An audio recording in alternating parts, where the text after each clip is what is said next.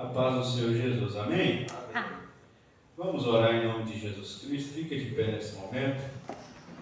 Estamos na presença do Senhor nosso Deus, Pai, Filho e Espírito Santo. Vamos estar entrando em oração nesse momento.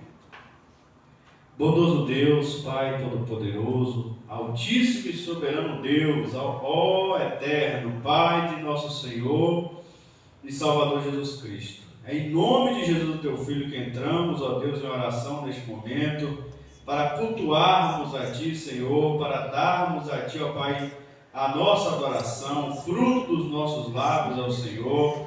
Humildemente, ó Pai, pedimos por Tua bondade e graça, Senhor, vem derramar o Teu Espírito Santo sobre nós, Senhor, venha nos guiar, Senhor, nessa adoração ao Senhor.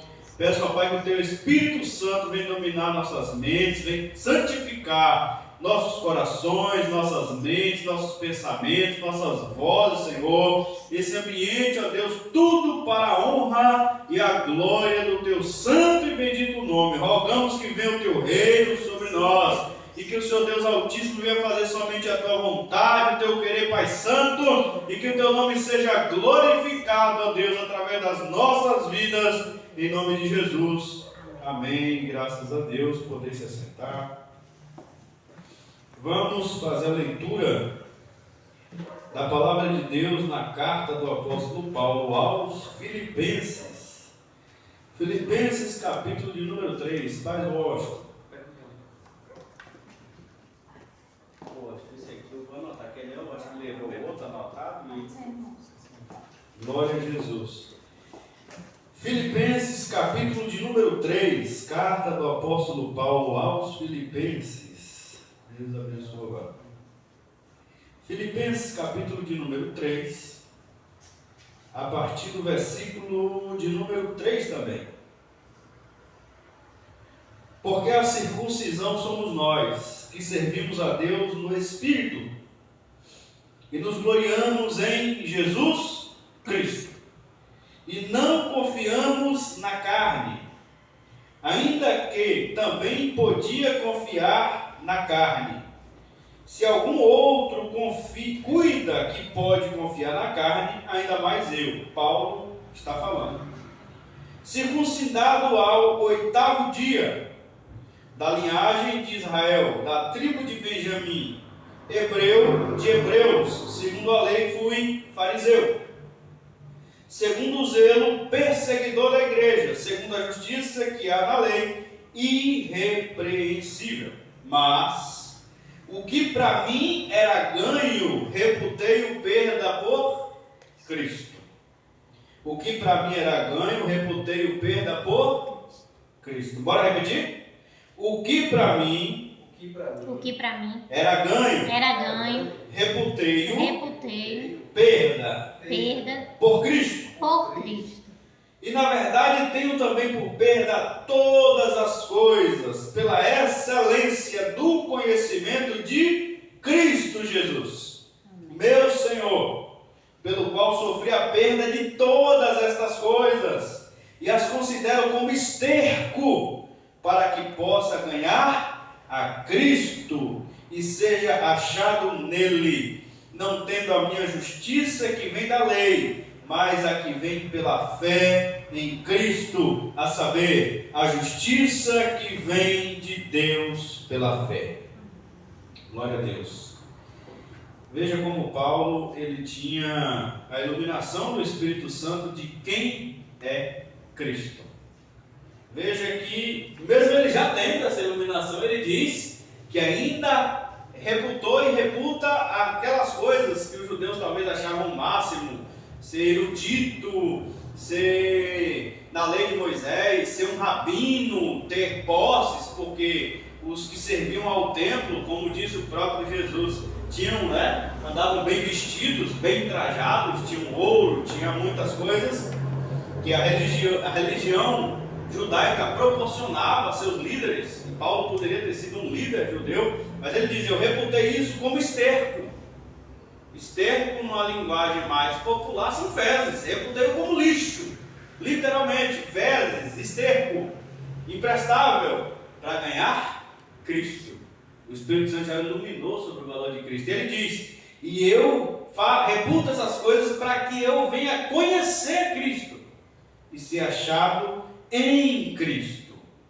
Então essa estima que o Espírito Santo leva o apóstolo Paulo a olhar para Cristo e estimar Jesus Cristo acima de tudo, acima de qualquer coisa, esse conhecimento sobre Jesus Cristo acima de toda e qualquer coisa, esse é o sentimento que eu rogo a Deus que venha o Senhor Deus, por sua graça e misericórdia, derramar cada dia mais nos nossos corações, que possamos orar todos os dias, que possamos ter esse sentimento,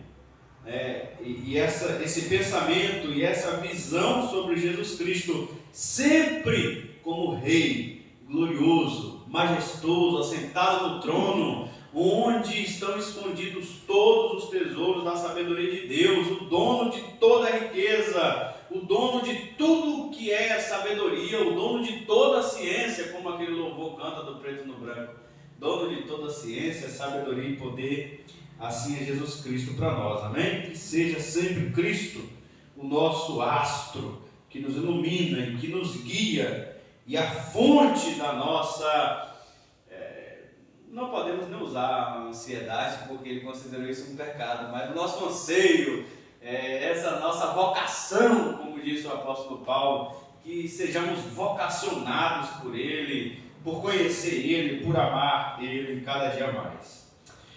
Amém? Vamos louvar ao Senhor nessa noite. Nós que conhecemos, vamos cantar. Você de casa também, que conhece, nós estamos usando a harpa cristã. E vamos louvar o hino de número 432. Você pode cantar também onde você estiver.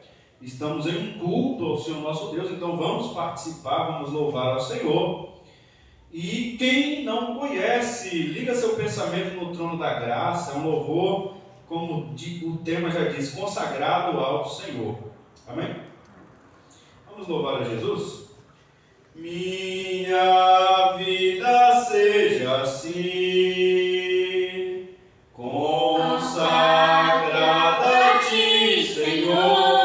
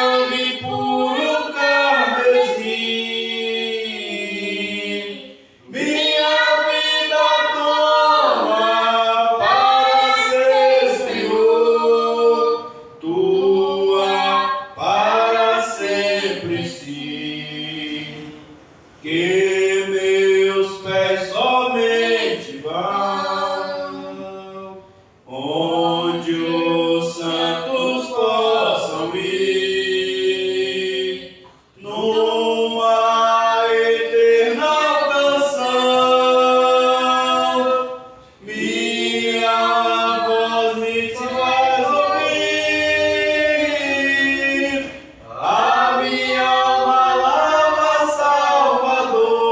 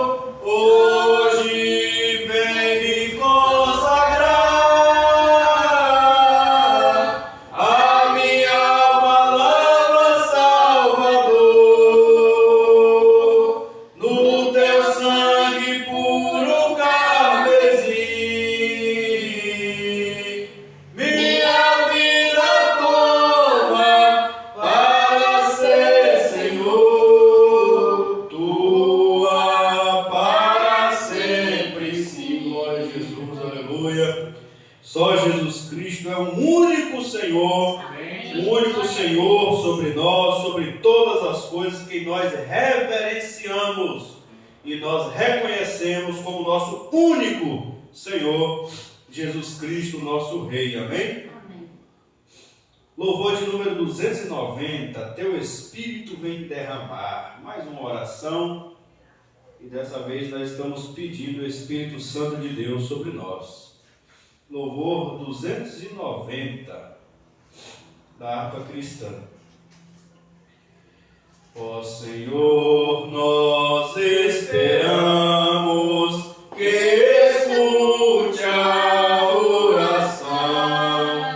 Nós, teus servos, já clamamos com humilde coração. Teu Espírito vem derramar sobre cada coração.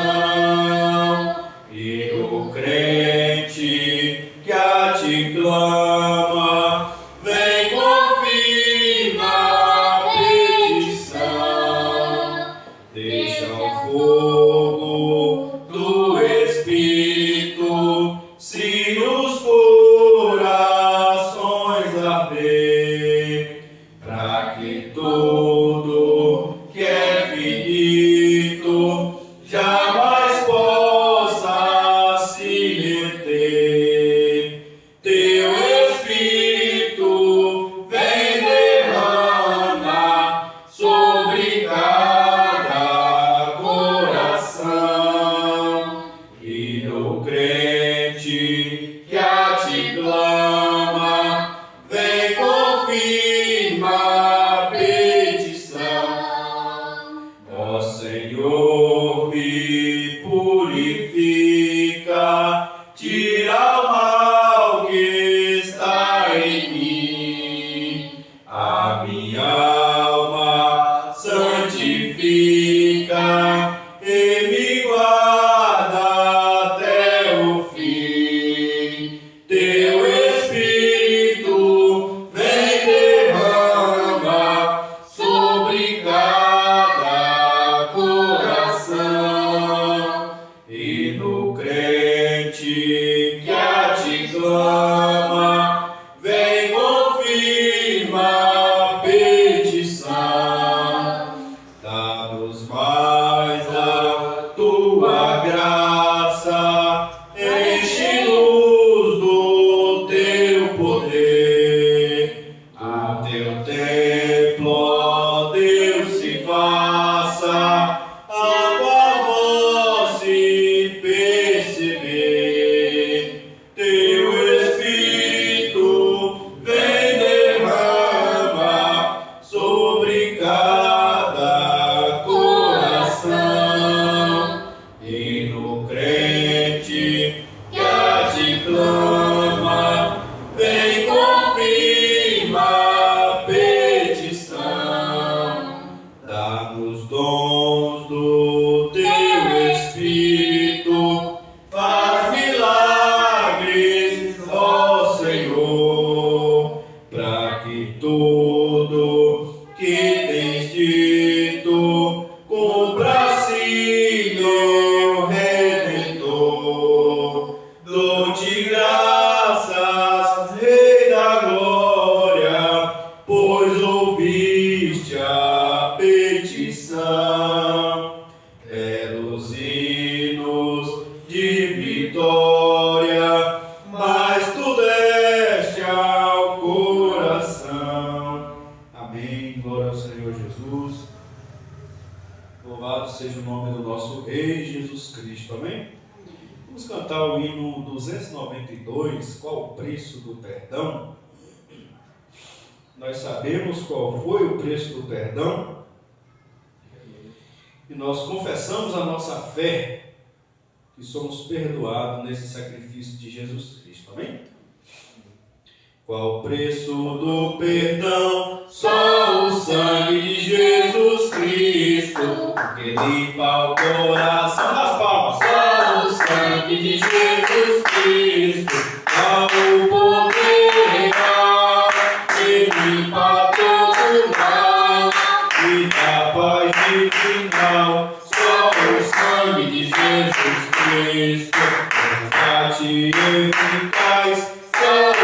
sangue de Jesus Cristo, temos santidade e paz.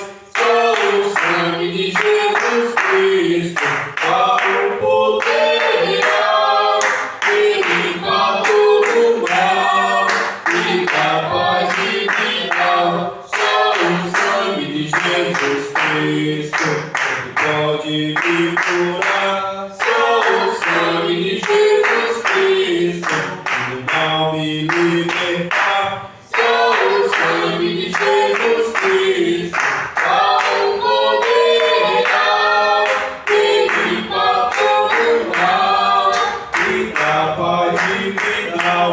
Só o sangue de Jesus Cristo, no céu eu vou cantar. Só o sangue de Jesus Cristo.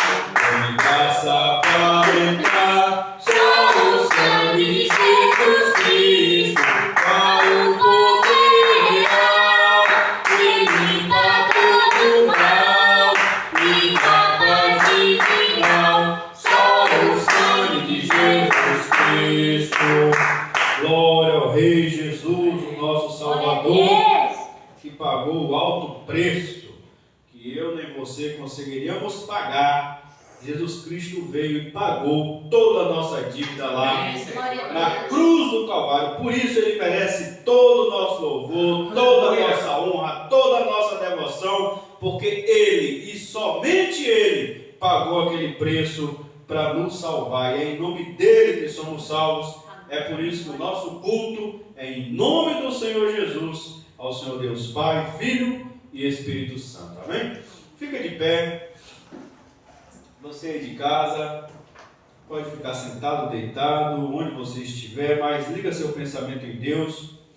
Nesse momento nós vamos receber a palavra de Deus em nossos corações. Então vamos agradecer ao Senhor por tudo que Ele tem feito, por tudo que Ele ainda vai fazer por nós. Bondoso Deus, nós te agradecemos, ó Pai, pela santa presença do Senhor Jesus em nosso meio. Graças damos a Ti, ó Pai, porque sabemos que o Senhor é bom, que as misericórdias do Senhor são eternas. Graças damos a Ti, ó Pai, pelo pão, pela água, por toda a providência que o Senhor tem provido para nós. Graças damos a Deus porque até aqui é o Senhor que tem nos ajudado. Graças damos a Ti, ó Pai, por cada pessoa que o Senhor tem usado para colaborar, para contribuir, para dizimar, para ofertar, Senhor, para o benefício desta obra. Para que, ó Deus amado, as portas continuem abertas, para que a Tua santa palavra continue sendo pregada, o Teu nome glorificado e honrado, Senhor. Eu peço, venha abençoar, meu Deus, cada pessoa que ama esta obra, que ama este ministério, Senhor. Eu peço em nome de Jesus, Senhor, venha abençoar, Senhor Deus amado, com ricas bênçãos do céu, proteger, livrar do mal, por Tua bondade, por Tua graça e misericórdia, Senhor. Deus amado, humildemente eu peço, abre os nossos corações para recebermos a Tua santa palavra nesse momento, Senhor. Eu te apresento cada lar que nesse momento, ó Deus amado, está, ó Deus, assistindo essa live, esse vídeo. Eu peço que o Teu Espírito Santo venha dominar cada casa, cada ambiente nesta hora, Senhor, para que a Tua santa palavra, Pai amado, venha ser ouvida, venha ser entendida, Pai Santo, para que haja frutificação, meu Deus, para a Tua glória, Pai. Repreende todo impedimento, repreende, Pai, todo empecilho, repreende toda perseguição maligna por Tua bondade de graça. Nós pedimos em nome de Jesus Cristo. Amém. Graças a Deus, as palmas louvam ao Senhor Jesus. Amém.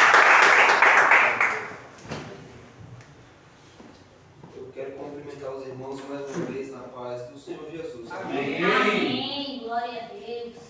Queridos, vamos continuar de onde nós paramos nas nossas exposições.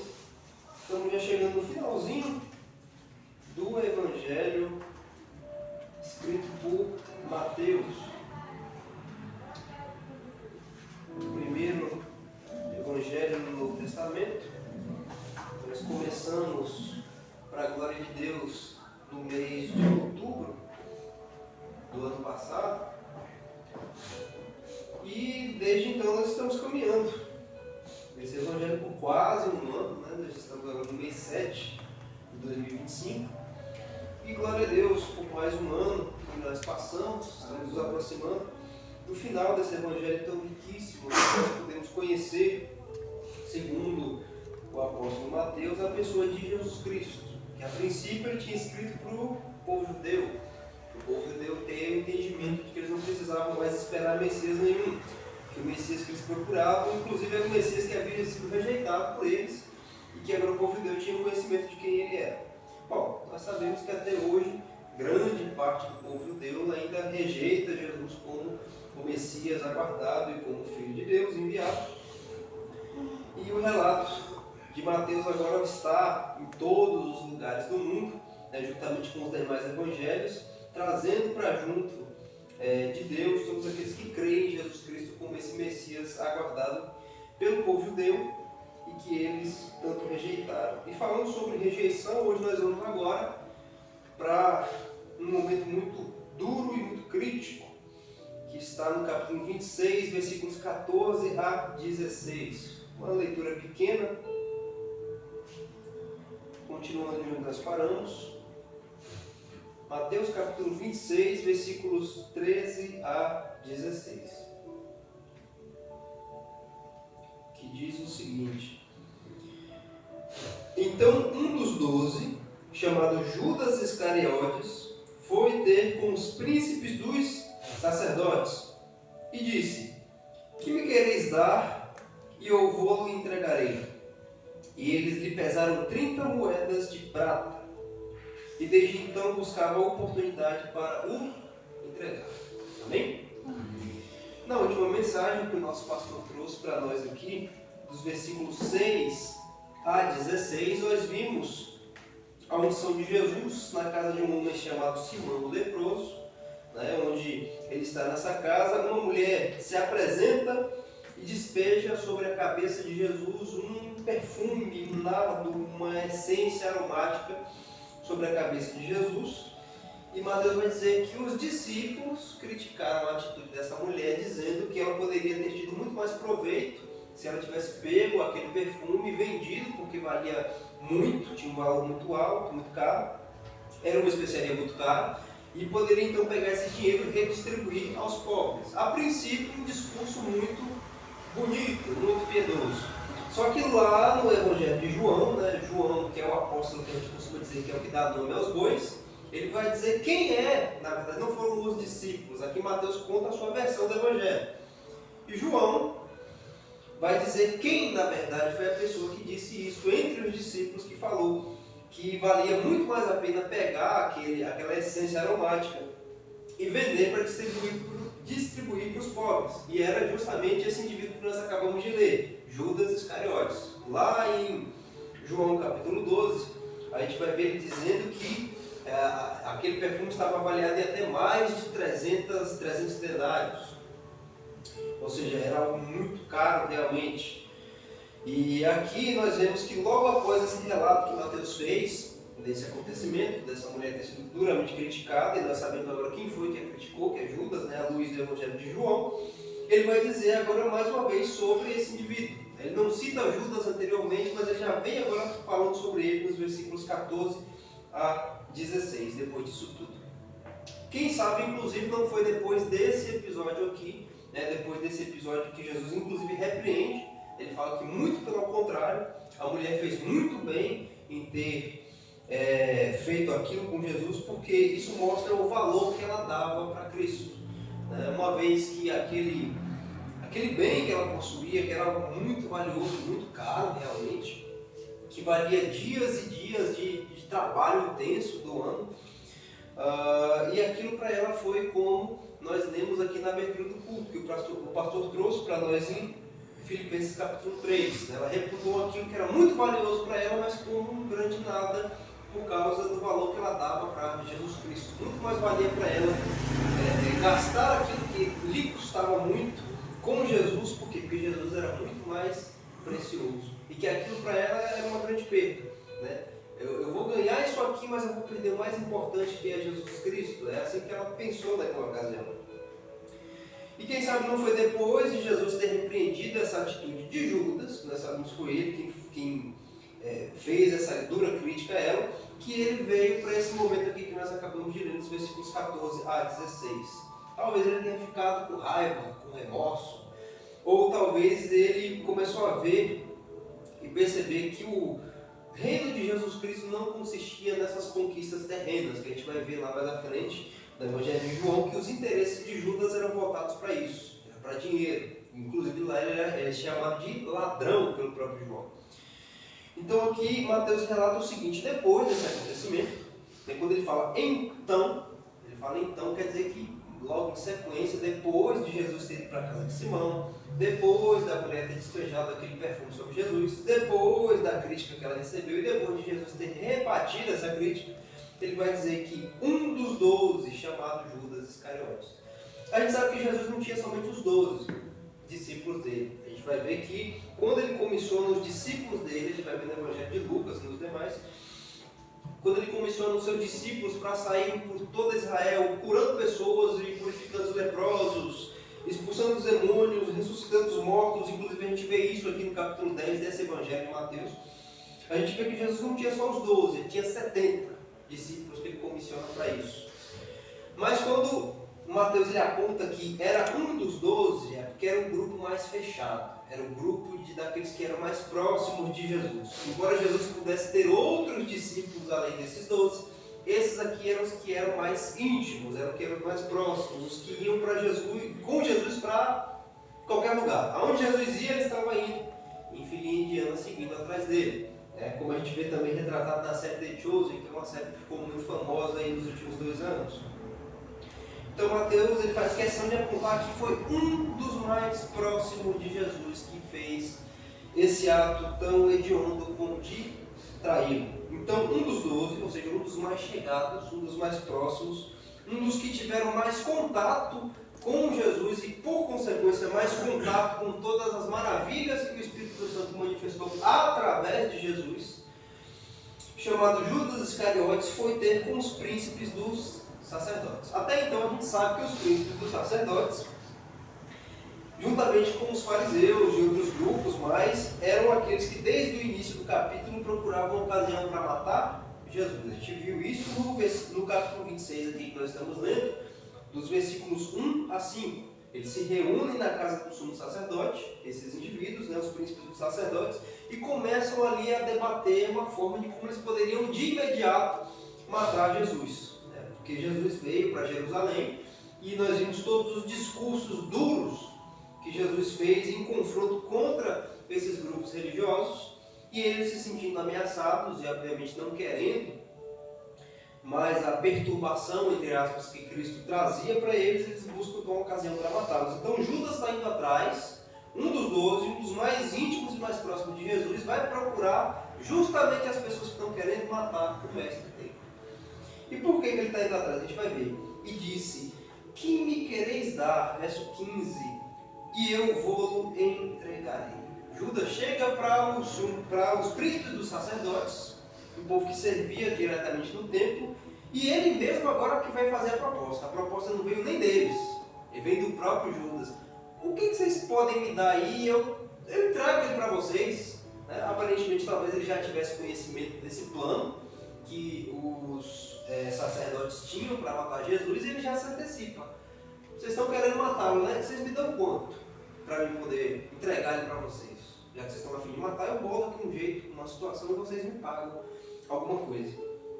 Nós vemos aqui um homem que caminhou durante os 3 anos de ministério com Jesus, o homem que viu os demônios se sujeitarem a Jesus e chamando ele de Filho de Deus. A gente vai ver isso muitas vezes repetido lá no livro de Marcos, a versão que Marcos tem do Evangelho, e se repete por muitas vezes. Esse homem também viu Jesus andando sobre as águas. Esse homem viu Jesus acalmar, inclusive, tempestade. Viu Jesus multiplicar pães e peixes e distribuir para multidões de mais de 5.000 pessoas, sem contar mulheres e crianças. Ele viu pessoas serem curadas de uma doença que praticamente matava todo mundo e não tinha cura, como lepra. Ele viu esse homem demonstrar compaixão, caridade, empatia, amor verdadeiro por pessoas que eram marginalizadas e desprezadas completamente pela sociedade. Ele viu esse homem chamá-lo, inclusive, para essa grande obra.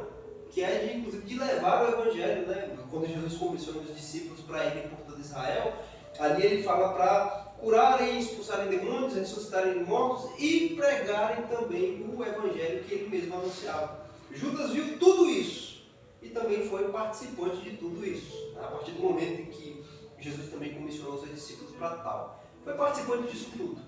E mesmo assim, diante de tudo isso, diante de todas essas provas incontestáveis de que Jesus era o Messias, inclusive, que o povo judeu aguardava, que Jesus era o Filho de Deus, que os próprios demônios se sujeitavam a Jesus Cristo, diante de todas as maravilhas que Jesus operou na sua autoridade sobre a natureza, sobre os espíritos, sobre os corpos das pessoas, ainda assim Judas ele tinha um interesse muito maior do que essa maravilha toda que ele viu em Jesus.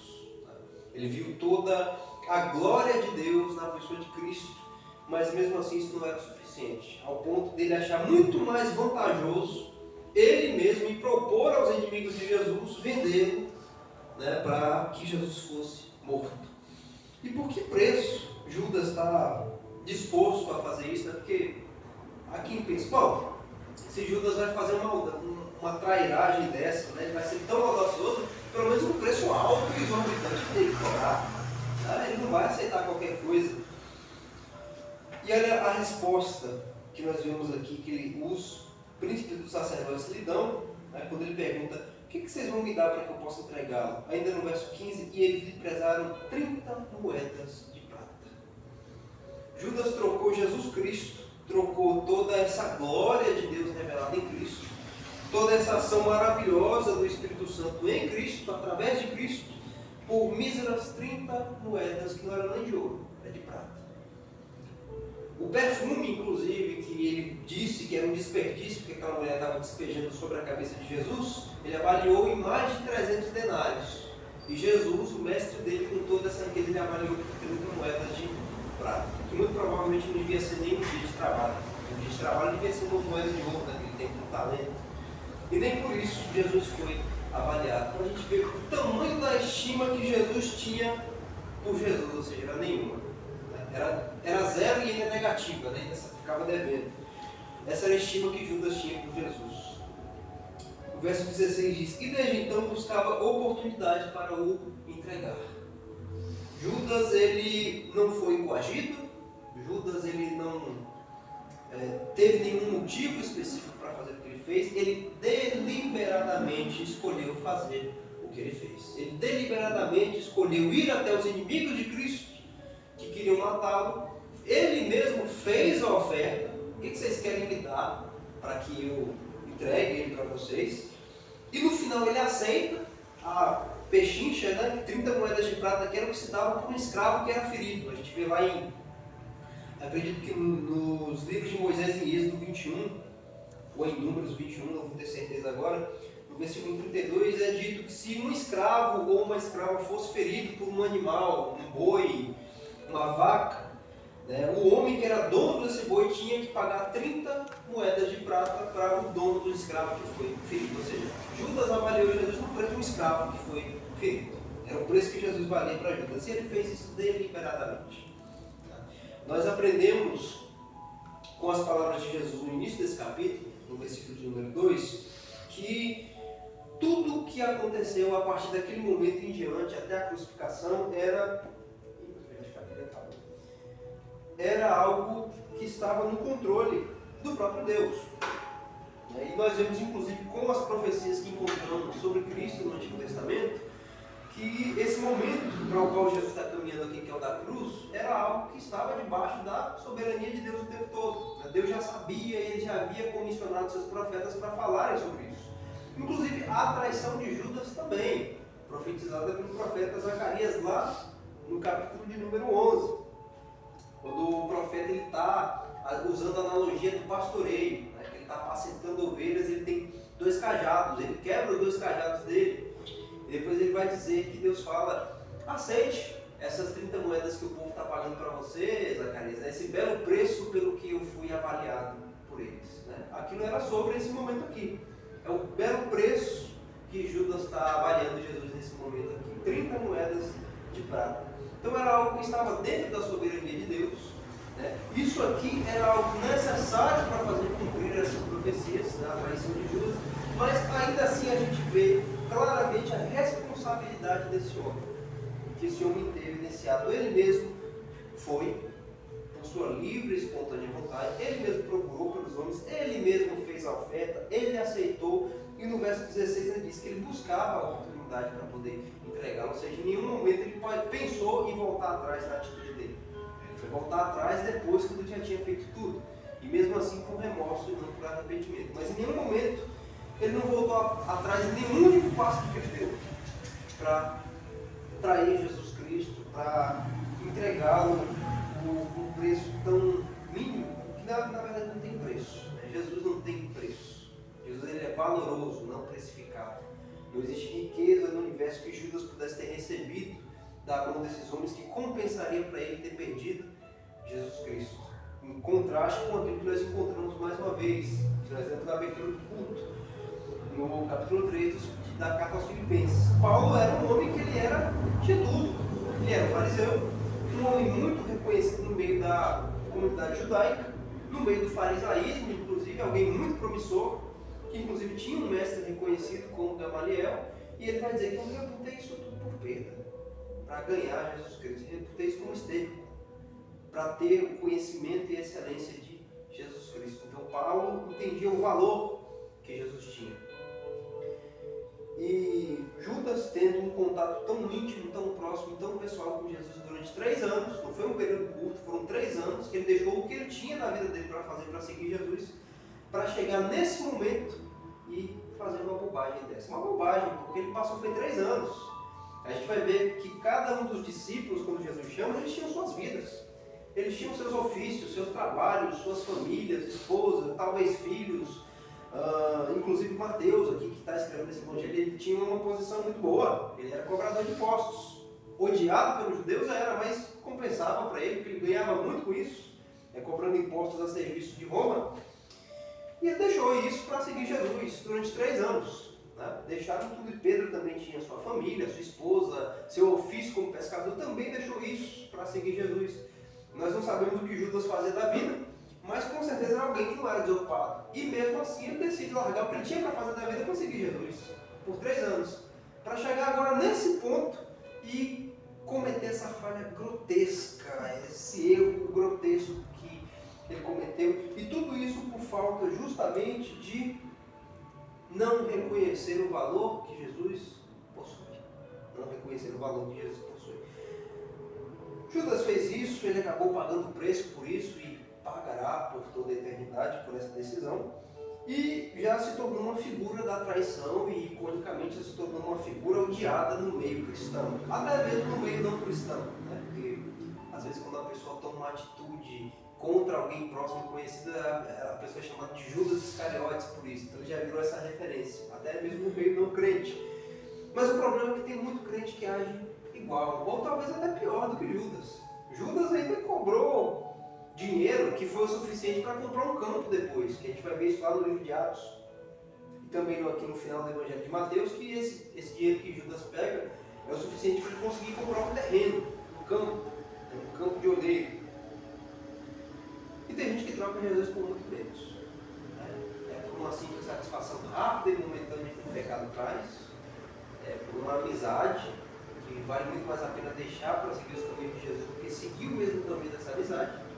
Por negócios ilícitos, troca Jesus por convicções do próprio coração, né? Porque o nosso coração pode sim nos enganar e mentir para nós, nossos sentimentos. Troca Jesus por coisas mínimas. Julgam Judas por isso aqui, ele está errado mesmo pelo que ele fez, mas trocam Jesus por muito menos. E por que isso acontece? Por que continua acontecendo? Por que mesmo diante de um exemplo como esse de Judas aqui, que a gente viu que não terminou bem, ainda assim o erro se repete?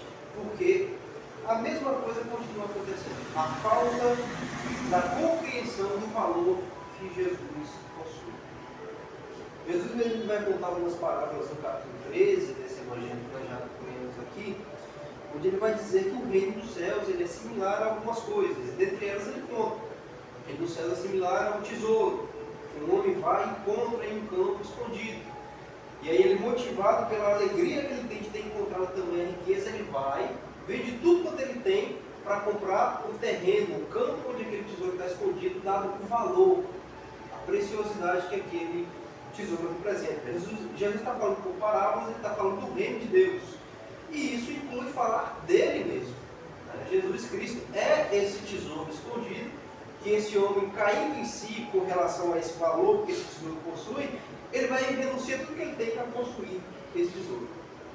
Ou então, quando Jesus fala sobre a pérola de grande valor, tinha um homem que passava a vida dele colecionando pérolas. E ele encontra uma única que ele chama de pérola de grande valor. E por conta disso ele vende todas as que ele tinha já colecionado até então, só para adquirir aquela única. Ele fala: o reino do céu é semelhante a essa pérola. E isso inclui Jesus, porque Jesus é o rei desse reino. Ele é o rei do reino dos céus. Então está incluso como essa pérola de grande valor. Então esse erro de Judas, ele se repete e ele continuará se repetindo em muitas pessoas até a consumação do século por causa disso. É a pessoa não ver em Jesus o devido valor que ele possui.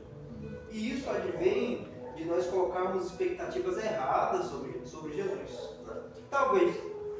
Talvez Judas tivesse a expectativa de que Jesus fosse aquele Messias que o povo judeu aguardava, inclusive, que tornaria o povo livre dos seus inimigos e dos seus opressores e que traria paz, tempo de paz e de prosperidade, de riqueza, de ganho, né, de celeiros bem abastecidos, de realmente prestígio.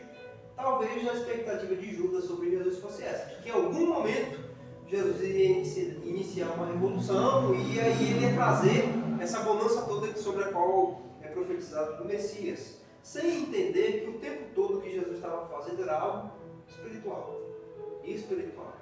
Jesus, onde ele passava, ele curava a pessoa de uma opressão que ela tinha por conta de uma doença.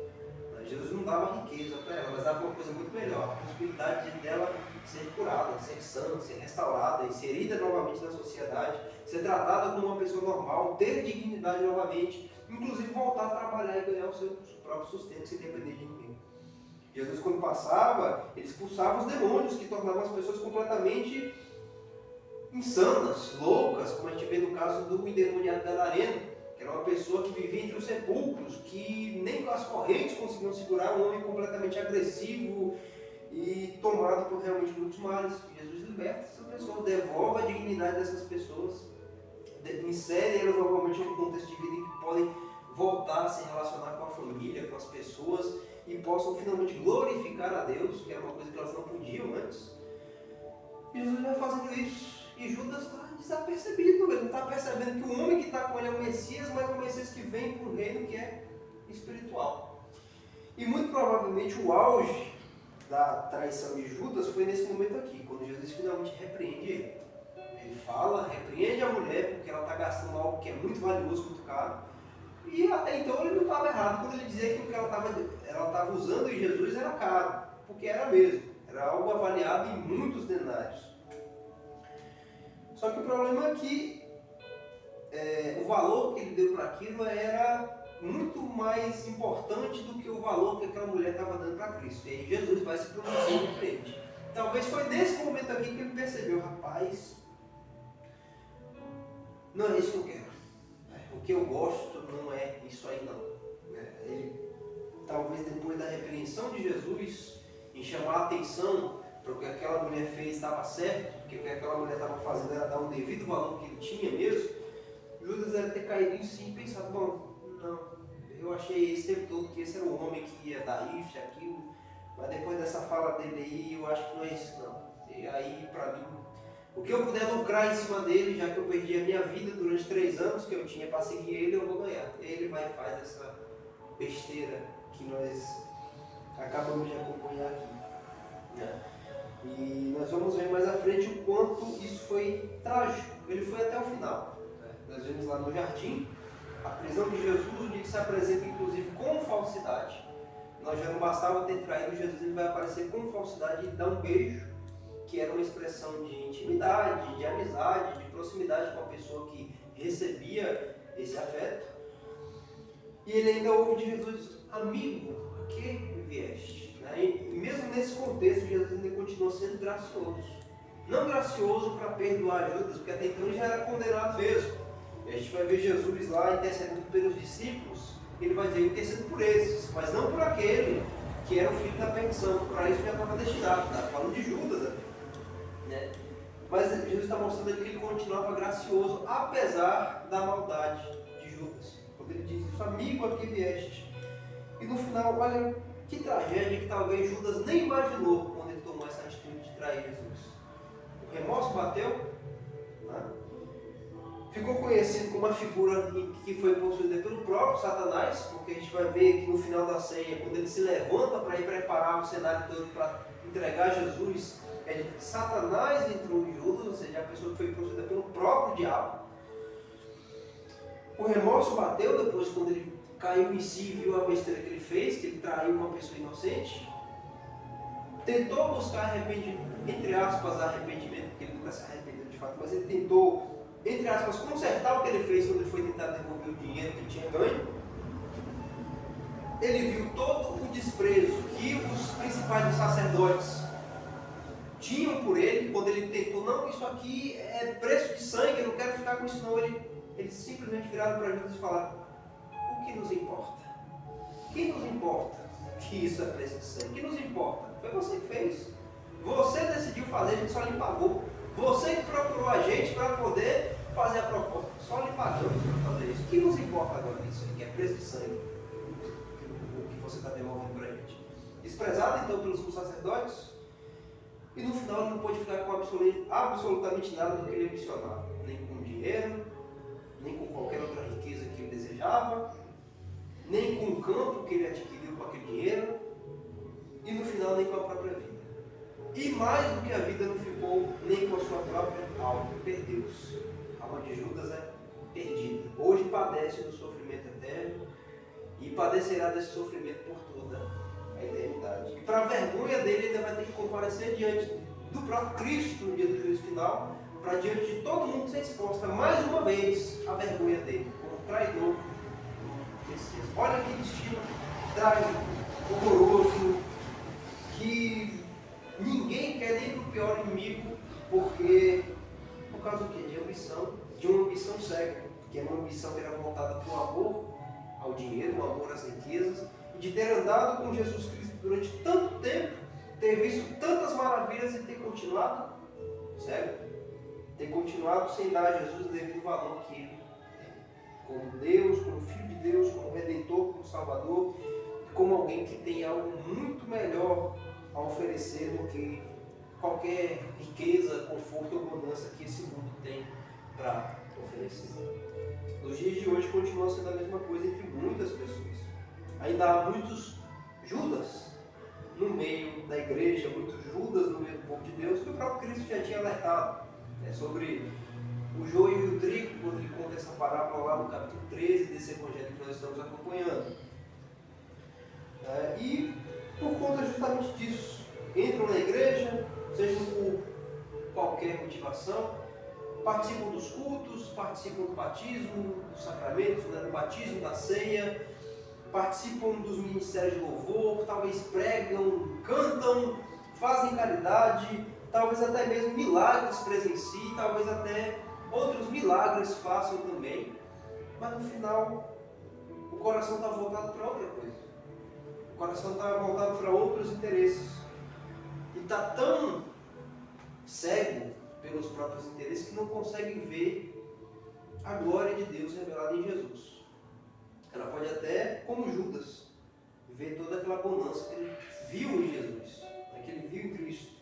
Ver os milagres, ver o poder sobrenatural de Cristo, sobre a natureza, sobre as doenças, sobre os demônios, ver toda a generosidade, todo o amor expressado através de Jesus, ver toda aquela empatia, aquele homem que, embora era Deus, mas totalmente empático com todo mundo, empático com todo e qualquer, não deixava de atender uma única pessoa que vinha até ele. Não importava o quão ocupado estivesse. Inclusive tinha tempo para os próprios discípulos. Né? Quando ele se afastava, quando ia para o deserto, quando ele ficou sabendo da morte de João Batista, ele foi passar um tempo, Jesus foi passar um tempo sozinho no deserto. Aí vieram os discípulos atrás dele, vieram aquela grande multidão atrás dele. E Jesus não rejeitava, né? Olha a empatia de Cristo, o amor de Jesus Cristo, o caráter serviçal de Jesus em servir todas essas pessoas, inclusive o próprio Judas, também servido durante todo esse tempo por Jesus, e no final o interesse dele pela riqueza e pelo que lhe agradava era tão grande que diante disso ele ainda avalia Jesus tão barato.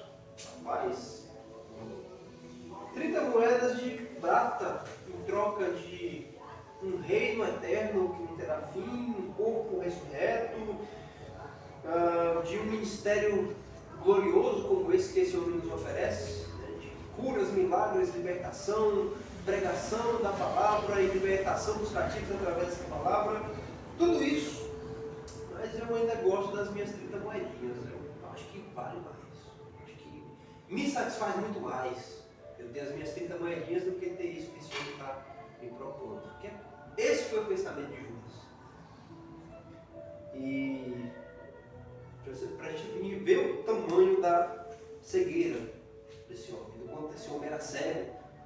Ele tinha o que Jesus fala, a pérola de grande valor, o tesouro escondido que ele encontrou. Podemos dizer que ele era um dos que encontraram, porque Jesus se revelou para eles. Né? Ele acompanhou durante 3 anos toda a maravilha que Cristo operou. E todo esse valor maravilhoso continuou. Sério?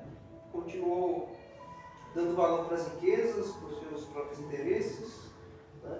E a questão por que isso está para nós hoje, esse relato dessa traição de Judas? Primeiro, para a gente entender, né, o aspecto soberano de Deus, em que Deus ele não se envolve com o mal, Deus ele não é autor do mal, ele não pratica, ele não faz, ele mesmo não é autor de qualquer forma de mal moral, mas ele usa o mal das pessoas, o mal que as pessoas guardam no coração, o mal que as pessoas praticam para cumprimento dos seus propósitos e planos, sem ser participante desse mal. E o caso de Judas é justamente esse.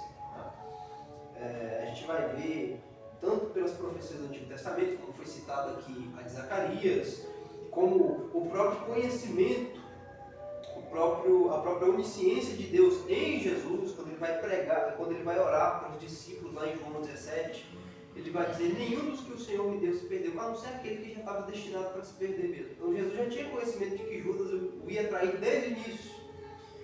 Então já era algo que ele tinha controle. Isso aqui foi usado para cumprimento desse propósito. Era necessário que houvesse essa traição para que se desse a ocasião da crucificação de Cristo, que fazia parte dos planos de Deus para a redenção e salvação do seu povo. Mas ao mesmo tempo em que Deus está controlando tudo isso aqui, sem ser participante de nenhum desses males que é praticado por Judas, Judas ainda faz tudo isso conscientemente, livre. Ele foi livre para tomar essa decisão e essa escolha que ele fez. E ele segue à risca o seu próprio plano. Esse é o plano de Judas. Ele vai lá, ele faz uma proposta, ele aceita a proposta e começa a bolar um jeito de conseguir entregar Jesus completamente livre. Ninguém o coagiu, ninguém o forçou, ninguém lhe propôs coisa alguma. É muito pelo contrário, que a gente vai ver que quem faz a proposta é ele. Ele foi completamente livre na escolha que ele fez aqui. Então esse relato mostra para nós o aspecto soberano de Deus e mostra para nós também o que o homem faz na sua liberdade. Judas aqui é um retrato claro do homem não regenerado, do homem que não é salvo, do homem que não recebeu o Espírito, não recebeu o Espírito Santo, que não teve a sua mente iluminada. Ele se tornou participante. Judas é um exemplo daquele que nós encontramos em Hebreus capítulo 6. Se torna um participante dessas coisas. Ele prova do dom celestial, ele provou, ele viu Jesus, ele se tornou participante dessas coisas maravilhosas concernentes ao reino de Deus. Ele participou disso, foi comissionado também para ir junto com os outros a sair por Israel, fazendo milagres, expulsando demônios, pregando o evangelho. E mesmo assim, caiu. Como fala o autor aos Hebreus no capítulo 6, aquele que prova desse dom, que se torna participante do Espírito Santo e cai, não pode ser renovado para arrependimento. tem como. Porque ele não foi regenerado. Ele se tornou participante dessas coisas, mas ele nunca foi transformado. É aquilo que Jesus fala: vos é necessário nascer de novo. Nunca nasceu de novo. É um retrato de uma pessoa que nunca nasceu de novo. Que geralmente é a pessoa que não é regenerada, ela pode até ter contato com o Evangelho. Ela pode até acreditar realmente que Jesus é o Filho de Deus, acreditar que Jesus está vivo e é ressurreto, e realmente se engraçar na vida da fé. Porém, ela não tem consistência. Ela é um daqueles tipos de solo que Jesus apresenta também na parábola do semeador. Que a semente cai, ela até germina durante um tempo, mas depois ela rapidamente se enfraquece e ela não cresce e não dá nenhum fruto. Jesus fala que é aquela pessoa que, quando vem as provações da vida, aquela semente que foi plantada no coração, ela não dá o seu fruto. É uma pessoa que não é regenerada, que não tem o Espírito Santo, que não foi salva. Judas é essa pessoa. E para que isso serve para nós? Para que nós venhamos a buscar a Deus com mais fervor. Jesus vai dizer para nós batermos a porta com insistência, ela será aberta. Ele vai dizer para nós buscarmos com insistência, que nós encontraremos. Ele vai dizer: porque todo aquele que busca encontra, todo aquele que bate, a porta será aberta. Ele enfatiza a questão da persistência, quando ele fala isso lá em Lucas. Lá em Lucas, no capítulo 6, que a gente vai ver ele contando a parábola de uma mulher que importunava um juiz que inclusive era injusto, que não fazia justiça, mas porque ela importunava demais esse juiz decidiu atender a causa dessa mulher de maneira justa. E olha que ele era injusto. E aí Jesus está dizendo, está usando essa parábola como um exemplo, para mostrar que nós devemos, à maneira dessa mulher, dessa parábola, insistirmos na busca pelo Espírito Santo. Ele vai dizer, lá em Lucas 6, aparece aqui no Evangelho de Mateus, mas lá em Lucas 6 nós vemos o sentido completo do que Jesus está falando. Quando ele diz buscar e encontrareis, bater e bater e abrir a porta, ele está falando não dos bens materiais, necessariamente. Ele está falando das bênçãos materiais, ele está falando de qualquer tipo de bênção. Jesus está falando especificamente do que nos é mais importante, que é o Espírito Santo. Porque a gente pode ter, granjear, conquistar, podemos, Deus pode nos abençoar com essas coisas? Pode, riquezas e tudo mais, mas é como Jesus vai dizer: que adianta o homem ganhar o mundo inteiro e perder a sua alma? Que adianta ele ter tudo e não ter o Espírito Santo para regenerá-lo no final e ele finalmente ser salvo, ser transformado, ter um caráter completamente novo? Não adianta de absolutamente nada. É o caso de Judas. O que adiantou ele ganhar o que ele ganhou? Ganhou 30 moedas, foi o suficiente para ele conseguir um pedaço de terra, que para a época era algo muito significativo. O que adiantou? Perdeu a alma, perdeu a vida, a dignidade, que até hoje é visto como um símbolo de extrema vergonha e muito odiado, e por fim perdeu a salvação. Perdeu a salvação não, porque nunca foi salvo. Ele perdeu a graça de ter Jesus Cristo, de o que Paulo fala aos Filipenses, de trocar tudo para ganhar Jesus Cristo. Não adianta de absolutamente nada, é por isso que isso aqui serve, esse trecho tão pequeno, com uma descrição tão rápida de eventos, serve para nós termos não ódio de Judas. Isso aqui não é para incentivar a gente a ficar com ódio no coração por Judas, como ele pode ter feito isso. Entendendo que o que Judas fez estava nos planos de Deus desde o início. Isso aqui serve para a gente não seguir o mesmo caminho dele. Isso aqui serve para a gente olhar para a própria vida e ver quais são os interesses do nosso coração. Isso aqui serve para a gente olhar para o nosso próprio coração e saber quais estão sendo as nossas prioridades. Isso aqui serve para a gente olhar e ver se a gente não está fazendo a mesma coisa que ele, trocando Jesus Cristo por qualquer besteira. Isso aqui serve para a gente olhar para o próprio coração e questionar a semelhança do que Paulo fala aos Coríntios na segunda carta, se nós estamos realmente na fé. Porque se a gente concluir que não está, aí é o que a gente vai fazer. A gente vai fazer o que Jesus falou para a gente fazer: buscar e encontrareis, bater com insistência na porta e a porta vos será aberta. O pai de vocês mesmo sendo maus, os pais de vocês sendo maus, ainda dão boas coisas para vocês, quanto mais o Pai Celestial que é bom. Ele não vai negar o mais importante para vocês, que é o Espírito Santo. Então esse relato aqui serve para isso, para a gente olhar para Judas, não com um olhar de julgamento, colérico, não, é para a gente olhar para isso aqui e pedir a Deus: Deus, segura a minha mão para mim não cair. Deus, tem misericórdia de mim, que não seja eu. Que não seja eu. É o que Iago Martins sempre fala. Quando eu vejo um gigante na fé caindo, a minha oração é: Deus, que não seja eu. É assim, a gente tem que olhar para esse relato com muita humildade no coração, sinceridade, e falar: Deus, Senhor, Deus de toda a glória, que não seja eu a fazer isso com o Senhor. Que não seja eu a tomar esse mesmo caminho, essa mesma atitude que Judas tomou. Porque não é só bens materiais que a gente vai perder, não é só saúde, não é só vigor, não é só uma vida que nós temos que pode ser deixada para trás, não é só prestígio, não é só conforto, não é só dignidade, é a salvação da alma. É isso que pode ter sido deixado de lado. E muito mais importante do que qualquer outra coisa é Jesus Cristo.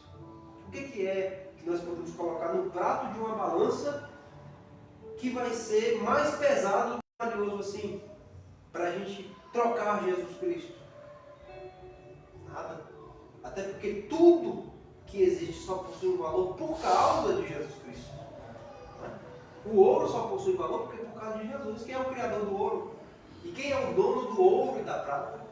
É Jesus. Coisas pífias, insignificantes e que não tem real valor diante dele. Isso serve para nós não ficarmos temerosos também. Oh meu Deus, e se eu fizer a mesma coisa que Judas, e se eu for para o inferno também? Pode não ir, né? Pela graça de Deus, mas ainda assim pode cometer o erro de não estar priorizando Jesus da forma certa, da forma como deve ser priorizado. A gente gosta muito de falar de Judas por conta do seu ato pífio, reprovável, de ter traído Jesus de uma maneira tão descarada e tão realmente traiçoeira. Jesus era inocente, não tinha feito absolutamente nada para Judas, nem para ninguém, para que ele fosse traído dessa forma. Então a gente critica muito Judas, mas quando nós fazemos coisas similares, a paz, irmã, e quando a gente troca Jesus por um momento, troca Jesus por uma satisfação momentânea, troca Jesus por um pecado que a gente acaricia no solo do coração, troca Jesus por companhias, por deveres, né?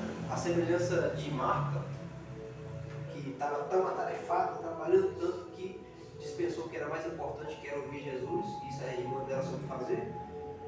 É para nós não seguirmos nesse caminho. Né? Podemos ser salvos de Jesus? Podemos. E mesmo assim cometer esses vacilos de não estar dando a Jesus o valor real que ele possui. E pior do que isso, é não ser salvo. Para a pessoa, pior é não ser salvo e realmente fazer uma besteira dessa, no qual não tem mais volta. No caso de Judas aqui, o destino dele foi selado completamente. Aqui, dali para frente, foi só para trás para ele. Não tinha mais volta, não tinha mais jeito. Que nós possamos olhar para esse relato aqui e termos esse cuidado, essa cautela, de estar sempre cuidando e tratando com o nosso coração. Olhando para o nosso dia a dia, olhando para o nosso caráter, para o nosso próprio coração, os nossos pensamentos, os nossos desejos, anseios, planos, e ver se nós não estamos realmente trocando o que de mais precioso a gente recebeu, que é Jesus, por coisas passageiras, que nós vamos obviamente perder um dia, seja com a morte ou por qualquer outra coisa em vida, e que no final não vai valer nem um pouco a troca. Não vai valer nem um pouco a troca. Judas com certeza até hoje lamenta miseravelmente a escolha que ele fez de ter trocado Jesus. Né? De onde quer que ele esteja, né? Do inferno, ele lamenta com certeza miseravelmente a escolha que ele fez. Que burrice que eu fiz, que tolice, que idiotice, eu tive a oportunidade. Eu andei com esse homem, eu não ouvi falar dele, eu vi.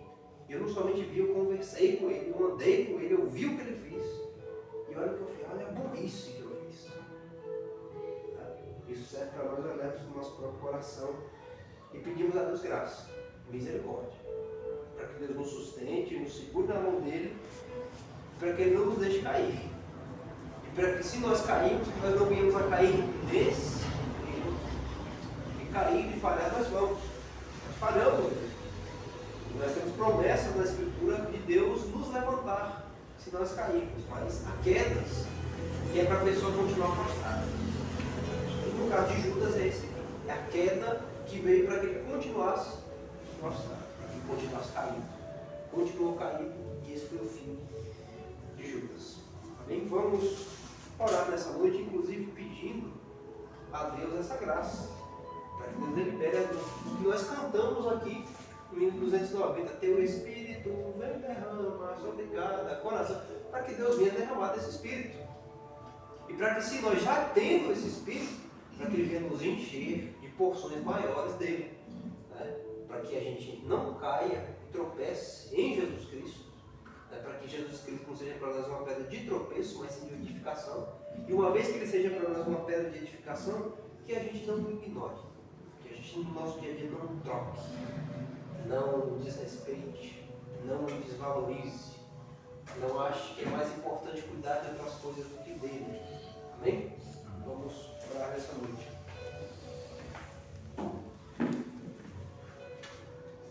Senhor Deus Todo-Poderoso, Criador dos céus e da terra, humildemente nós nos dirigimos ao Senhor, não no nosso nome, não na nossa dignidade que nós não temos, não na nossa força, não no nosso poder, porque só o Senhor é dono de todo o poder, mas nós nos dirigimos ao Senhor na justiça, na graça e na dignidade que é na pessoa do seu Filho.